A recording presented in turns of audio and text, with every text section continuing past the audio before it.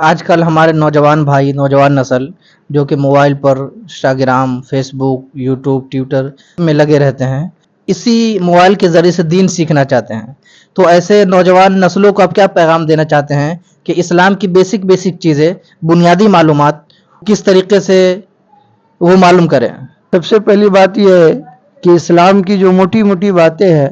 انسان کو چاہیے، مسلمان طبقے کو چاہیے کہ وہ کسی مدرسے یا مکتب یا اس کے گاؤں میں جو مسجد ہے اس کی امام، اس کے معظم سے وہ چیزیں سیکھنی چاہیے۔ آسمانی جتنی بھی کتابیں نازل کی ہے تو صرف کتابیں نازل کر کے نہیں چھوڑے، بلکہ ان کے ساتھ اللہ نے رسول اور نبی کو بھیجے تاکہ وہ نبی اور وہ رسول اس کو طریقہ بتائے کہ اس کتاب کے اندر اللہ کیا کہنا چاہ رہا ہے۔ اگر صرف اللہ کتاب کو نازل کر دیتے، اس کے ساتھ کسی نبی یا رسول کو نہ بھیجتے، راہ اعتدال پر